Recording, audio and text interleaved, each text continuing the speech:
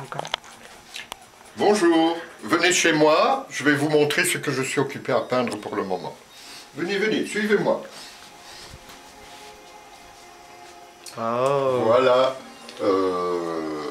à partir d'un petit projet que j'ai fait hier, je suis occupé à peindre 3 musiciens, habillés un peu comme des arlequins.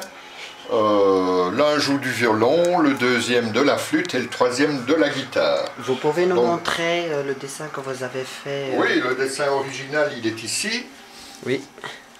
Vous pouvez montrer ça? Voilà, c'est celui du dessus.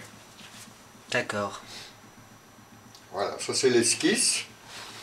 Et je suis occupé à le faire en grand format. Il ne sera pas tout à fait identique à l'original.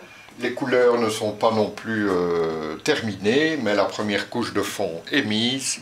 Maintenant, il va falloir travailler chacune des couleurs pour lui donner un petit peu plus de vivacité, parce que comme c'est de l'acrylique, ça fonce toujours un peu en séchant. Donc il faut faire un petit peu à la fois, travailler dans la couleur, élaborer des matières et vivifier les couleurs en essayant de juxtaposer des couleurs complémentaires pour valoriser l'ensemble de la peinture. Voilà, alors je suis occupé à essayer de vivifier pour l'instant les tons jaunes, parce que c'est celui qui met le plus de lumière dans la peinture. Et évidemment, il faut toujours mettre plusieurs couches. Et par exemple, quand un jaune se place à côté d'un bleu, ça le vivifie terriblement. Voilà. Il ne faut pas avoir peur de mettre de l'épaisseur pour donner de la matière.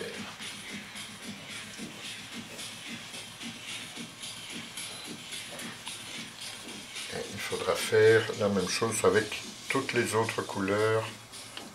Et ça fait combien de temps, monsieur Luc, que vous pratiquez Je fais de la peinture depuis l'âge de 10 ans. Donc, mais j'ai interrompu pendant de longues années et j'ai repris un peu depuis 2 ans. J'ai repris cette activité dans la classe de Nancy Selaine, ici à la Roseraie, à Uccle. Et donc, elle nous apprend à nous libérer complètement de toutes les contraintes que nous nous créons quand on est amateur en peinture. Et donc maintenant, il faut apprendre à se libérer de toutes les contraintes qu'on se donne et qui ne sont pas forcément justifiées.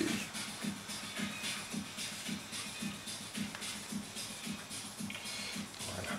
Alors ici, j'ai créé une grande ligne oblique, une ligne dynamique, et il faut essayer qu'on la retrouve à différents endroits, mais par la suite,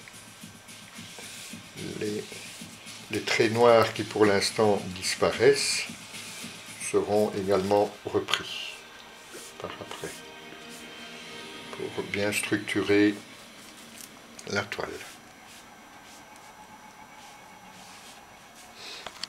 Voilà, on va en terminer comme ça pour aujourd'hui.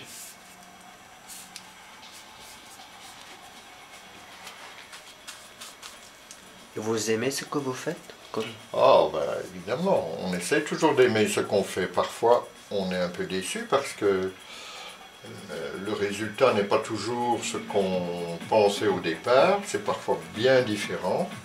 On se fixe un objectif, mais parfois les matières réagissent différemment et le résultat n'est pas toujours tout à fait ce qu'on espérait. Donc, il faut travailler avec ce qui se présente et essayer d'exploiter les accidents qu'on rencontre. Ne pas s'inquiéter s'il y a des peintures qui coulent. On va exploiter les effets qui se forment tout seuls dans la matière.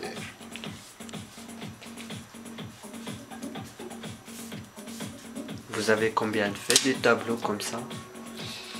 Oh ben, je sais pas, j'ai jamais compté. Il y en a un petit peu partout. Il y en a chez ma mère, il y en a dans la maison de campagne, il y en a dans les armoires, sur mon lit. Il y en a partout. Donc, il y en a aussi dans des collections privées, puisque j'ai 2 peintures qui sont parties aux États-Unis, dans une collection privée. Donc, voilà, il ne faut pas désespérer. On verra peut-être bientôt dans un grand musée américain. Il faut rêver, il faut rêver.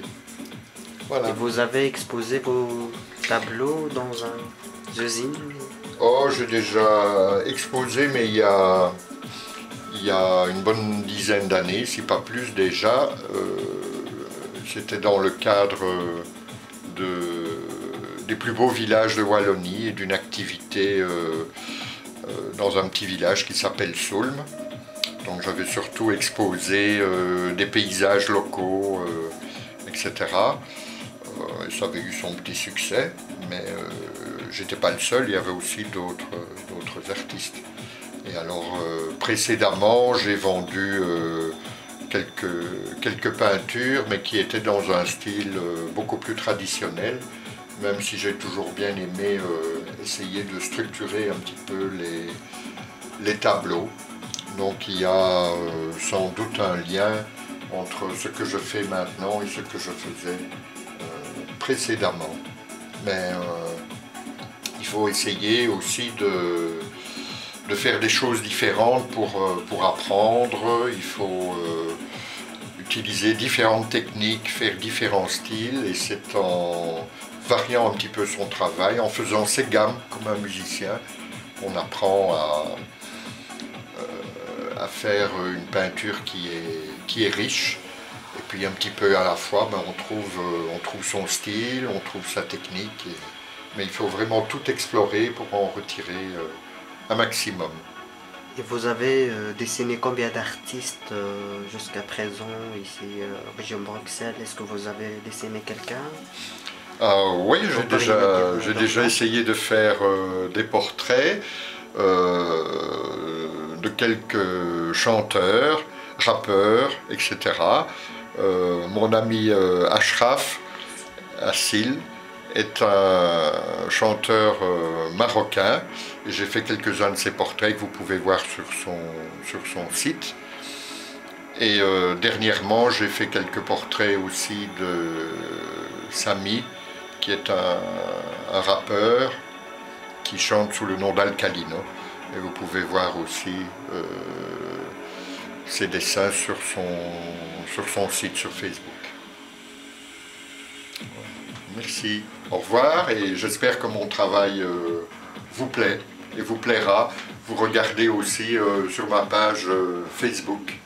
Merci beaucoup, à bientôt.